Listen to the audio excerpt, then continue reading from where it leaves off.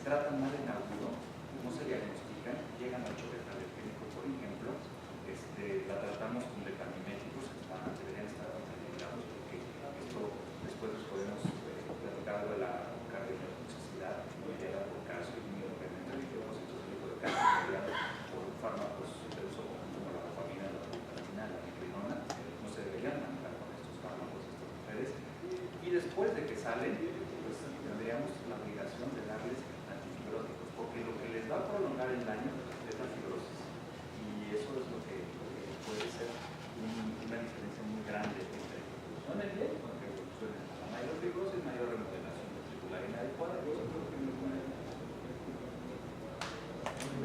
Muchas gracias, doctor Chávez.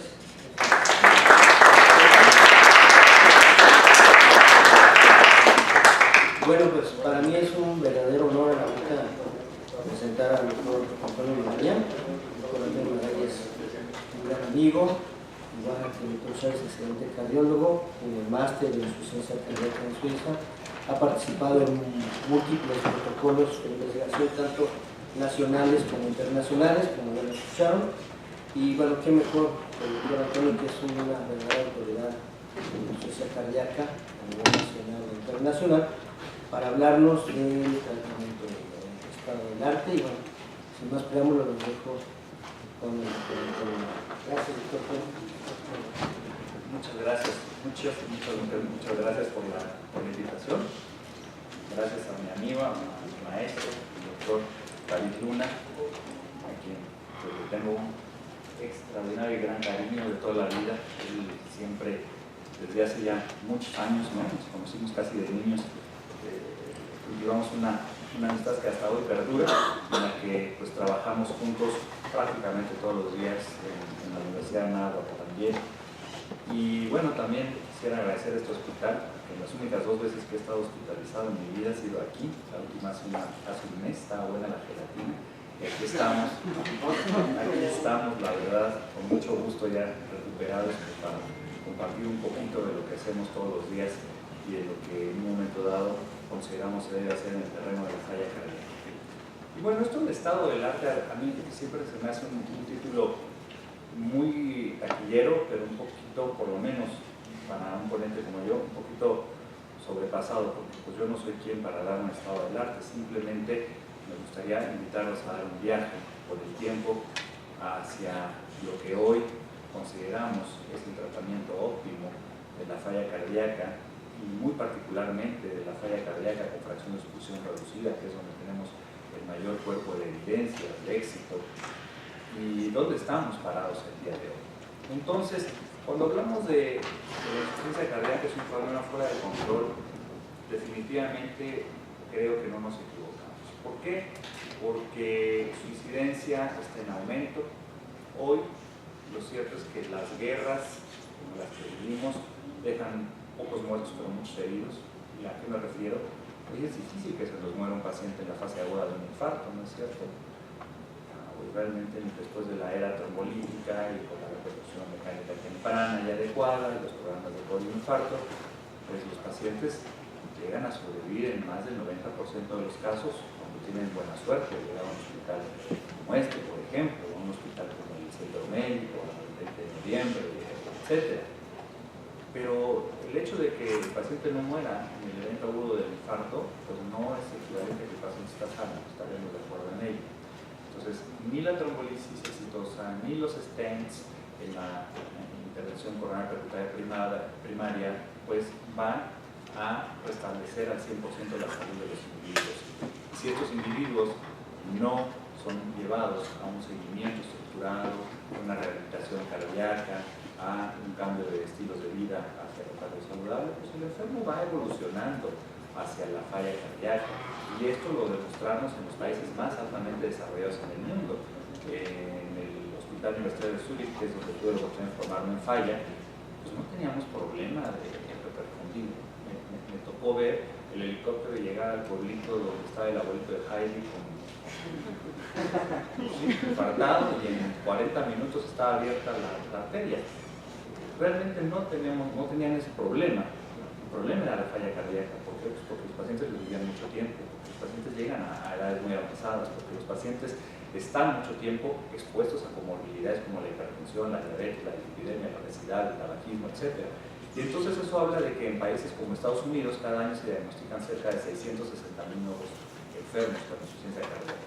La prevalencia oscila en 2% de la población abierta a nivel mundial adulta. El pronóstico es malo. La verdad es que después de 5 años del diagnóstico clínico, el 50% de los pacientes mueren. Esto es el cáncer de la cardiología, así se considera. Y pues los costos son catastróficos para los pacientes, sus familias y los sistemas de salud.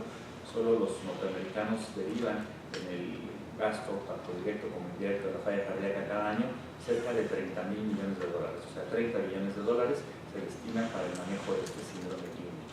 Entonces, como podemos ver, esto es verdaderamente grave.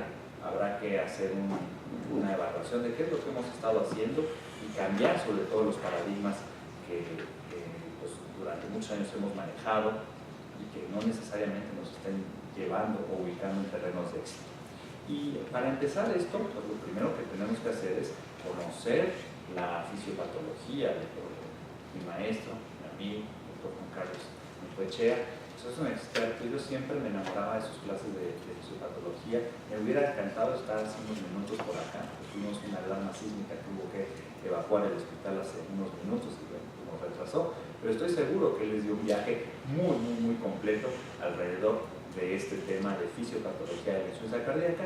Y lo único que quisiera destacar con esta lámina es que a la falla cardíaca nosotros la podemos estudiar desde diversos puntos de vista, desde el punto de vista estructural, meramente hemodinámico, bioenergético, y estamos hablando de termodinámica, del aprovechamiento de sustratos bioenergéticos, y cómo podemos modular esto en los pacientes desde el punto de vista genético, por supuesto, porque un paciente dentro de una familia desarrolla una cardiopatía hipertrófica y otro no, porque hacemos una displasia ritmogénica del ventrículo derecho y otros no, si son hermanitos, o sea, ¿qué es la justicia divina? No lo sé, no nadie lo sabe, pero la genética es muy importante. Pero en el centro de esta ecuación, sin duda, pues vamos a tener a la sobreexpresión neuromoral, a la sobreexpresión neuroendocrina. ¿Por qué? Pues porque es una vía común. Todos los pacientes con insuficiencia cardíaca, ya sea con fracción de expulsión reducida, fracción de expulsión preservada o lo que hoy se llama fracción de expulsión moderadamente reducida, han demostrado una sobreexpresión de estos sistemas. Sin embargo, yo digo que los médicos a veces adolecemos de un lento aprendizaje, porque fíjense en esta historia lo que les quiero decir. Fue en 1898, hace más de 100 años, hace 120 años, cuando el doctor Tigerstadt en Viena, y en una semana más se le rendirá un homenaje ahí en el Congreso de Falla Cardíaca en Viena, pues se le ocurrió un día despertar con ganas de comer conejo, pero antes de comer a los conejos, pues les extraía los riñones y se los apachurraba, y entonces se extraía una sustancia que después, por alguna razón, se las inyectaba a otros conejos, ¿no? Entonces se encontró que esa sustancia que se producía en los riñones les aumentaba la presión arterial de los conejos y le puso el nombre de renina. 1898. Pasaron muchos años, muchos eventos, muchos hitos dentro de la ciencia básica médica para lograr llegar a la integración de un sistema que hoy desde el pregrado lo enseñamos y que este esquemita tan sencillo en apariencia, pues realmente cualquier estudiante de medicina lo debe dominar, en donde sabemos que este polipéptido, el angiotensinógeno, por efecto de la renina, precisamente, se convierte en un decapéptido. Imagínense todos los aminoácidos que se tiran, de 452 se tiran 442 para quedar un decapéptido, que es la angiotensina 1, que por efecto de su enzima convertasa se va a convertir en un octapéptido, que es la angiotensina 2, como el centro del proceso. Y esta angiotensina 2, pues nosotros sabemos, tiene múltiples efectos hemodinámicos, para que al final del camino tengamos incremento de resistencias vasculares periféricas totales y un mantenimiento del volumen extracelular e intravascular, por supuesto. Esto se ve muy sencillo, los libros de texto lo manejan muy bien, pero a lo que voy es que para que los médicos, y sobre todo quien hace medicina cardiovascular, se dieran cuenta de la asociación de este sistema vital que se sobreexpresa en nuestros pacientes con insuficiencia cardíaca, tuvieron que pasar muchos años desde los experimentos del Dr. Tigerstadt, 1898 hasta, nos vamos, 1978.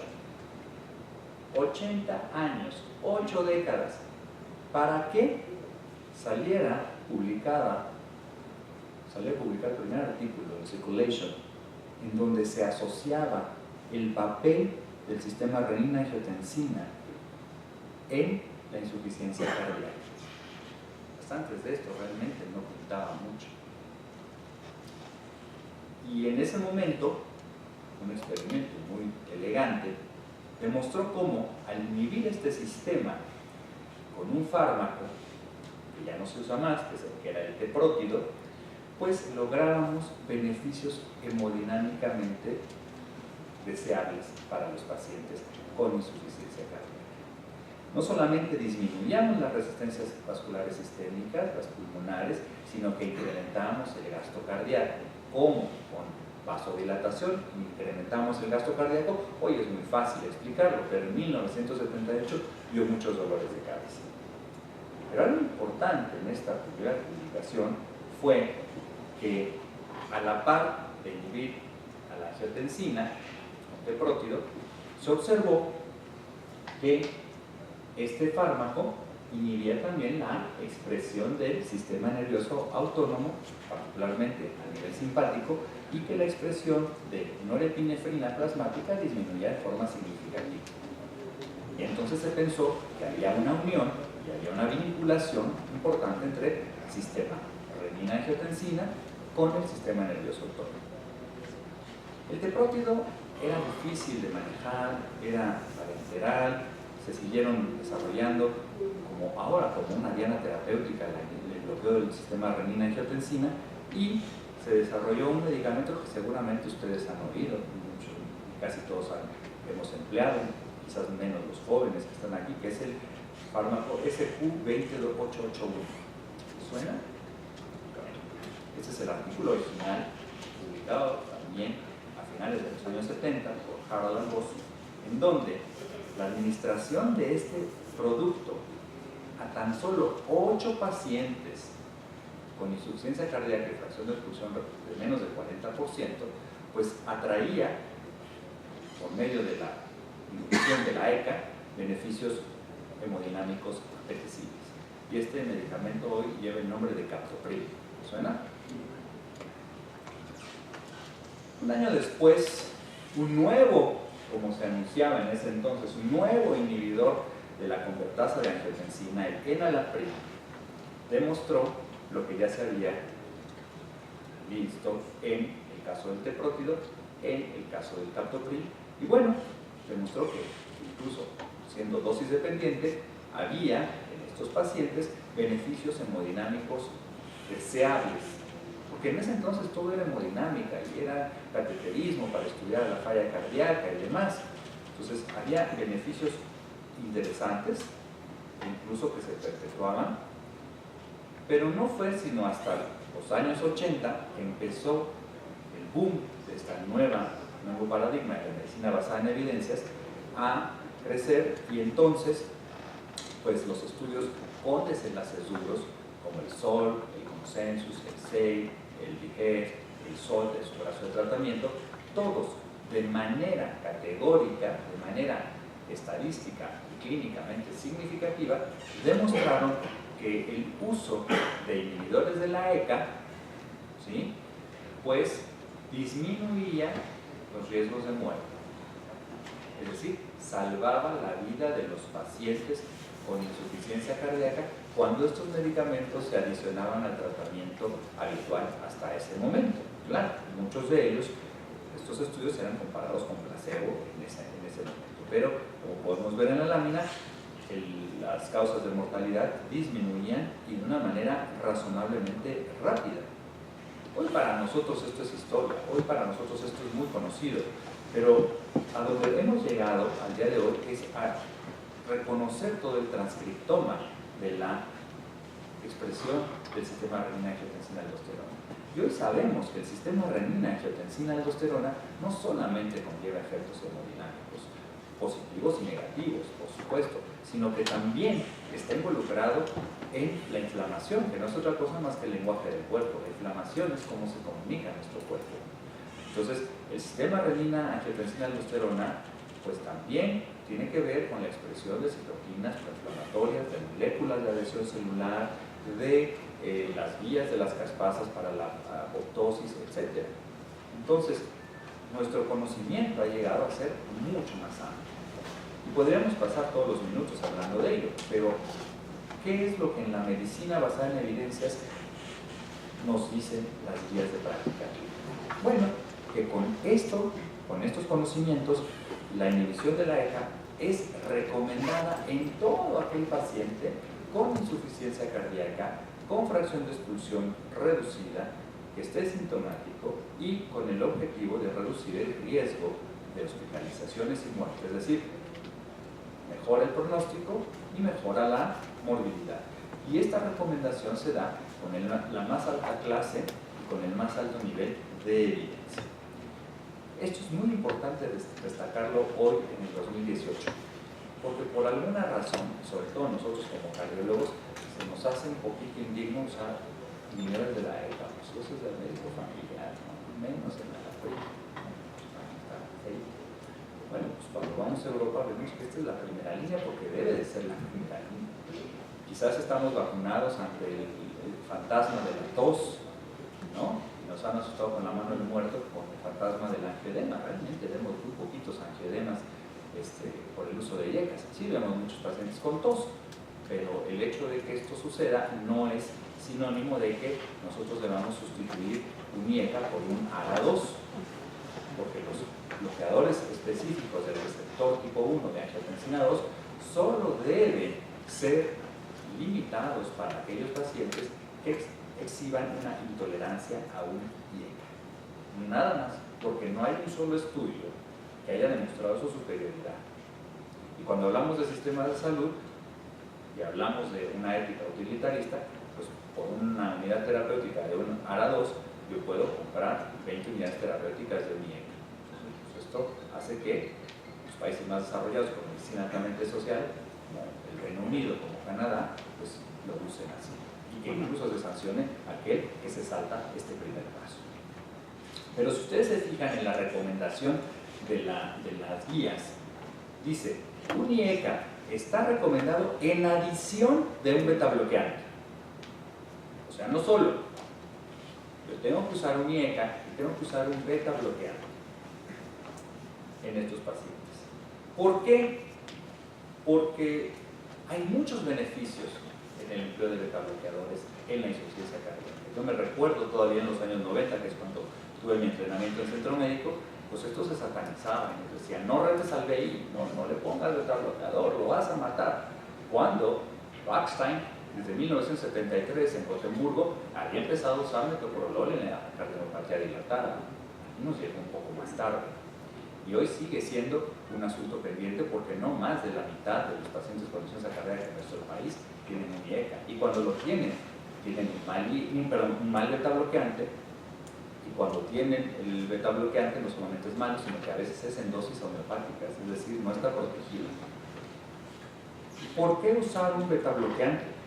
Porque cuando se lo sumo a un IECA, salva más vidas todavía. Los estudios pivotales, como el CIVIS, en todos sus desarrollos, CIVIS 1, CIVIS 2, CIVIS 3, que se coronó hace 10 años, el MERIT, el Copérnicus, el MOCA, etc., los que ustedes quieran, han demostrado de manera categórica que los betabloqueantes salvan vidas y que además salvan una forma de muerte que no aplica para los IECAs, y es la muerte súbita cardíaca. Porque el paciente con insuficiencia cardíaca puede morir de causa cardiovascular o no cardiovascular. La no cardiovascular es si se le cae un techo, un plafón, si se le atraviesa una bala. Pero la cardiovascular es o por deterioro del daño o por muerte súbita. Y los IECAs salvan vidas solamente por falla cardíaca, por evitar muertes directamente por falla cardíaca, no por muerte súbita. Los betabloqueantes sí mejoran este desenlace. Entonces, ¿qué hacemos? Pues usamos los dos. ¿Cuál se usa primero? La verdad es que cuando ya empezaban a doblar la mano, muchos escépticos, allá en los 90s, aquí en México, decían, no, es que el betabloqueante tiene que ser usado hasta que el paciente ya tenga un IECA, dosis máxima, tenga furosemide, tenga digoxina y esté seco y casi en una terapia intensiva, para ver que no le vaya a pasar nada. No, hoy hay que usarlo lo más temprano posible y conjuntamente con el IECA. Entre más pronto mejor. Entre más pronto mejor. Claro, no usar atenolol, no usar propranolol, tratar de evitar el trato de metoprolol, no caer en las garras de la industria y decir que el nebivolol es lo máximo, porque eso será para la hipertensión, pero para la insuficiencia cardíaca, como tal, no hay evidencia suficiente en el caso del nebivolol. Si vamos a usar un betabloqueante en falla cardíaca, usemos bisoprolol, usemos carvedilol o usemos succinato de metoprolol. Bueno, pero resulta que en 1999 llega Bertrand Pick y su grupo de Boston, y en ese entonces dijeron, ¿saben qué? Pues a pesar de que los pacientes tengan un IECA, tengan un betabloqueante, siguen calientes. Y cuando decimos calientes quiere decir que el sistema renina-angiotensina-aldosterona no está totalmente apagado. Y es que se observó que haría un salto de aldosterona porque hay una producción de mineralocorticoides no dependientes del AECA ni de angiotensina-aldosterona. Y entonces se sugirió que un fármaco viejo, poco desdeñado, poco soslayado, como la espironolactona, que antes se metía nada más como el ayudante del furosemide para que no pierdan potasio los pacientes, ¿no? Como calerita, algo así, pues podría tener efectos aquí en este grupo de pacientes. Entonces se tomó a una gran corte de enfermos con insuficiencia cardíaca, fracción de expulsión reducida, una fracción de expulsión promedio de 29%, en clase funcional 3-4, es decir, en esa frontera que va del estadio C al D de la falla cardíaca, y que ya estuvieran tratados con betabloqueante, con IECA, y se les adicionó en un brazo espironolactona y en el otro brazo, pues nada. Y entonces el Steering Committee de este estudio, del estudio RAILS, tuvo que cortar 2 años antes de que se terminara el seguimiento de los pacientes, porque se demostró que los enfermos que adicionaban el antagonista de mineralocorticoides bajaba su mortalidad de una manera dramática, de 30%. Entonces, como era ético ni sustentable, no brindarles este beneficio. Y hoy por hoy, entonces, la triple terapia de control neuroendocrino involucraba la inhibición de la ECA, el betabloqueo y el antagonismo de mineralocorticoides. Pero, hombre, aquí estamos hablando de que eran pacientes muy malitos y que prácticamente la espironolactona venía como una medida cuasi de rescate. Nos tardamos otra vez una década para que el estudio énfasis, publicado en el año 2011, demostrara, por el mismo grupo de Pitt, que en pacientes con insuficiencia cardíaca con fracción de expulsión reducida,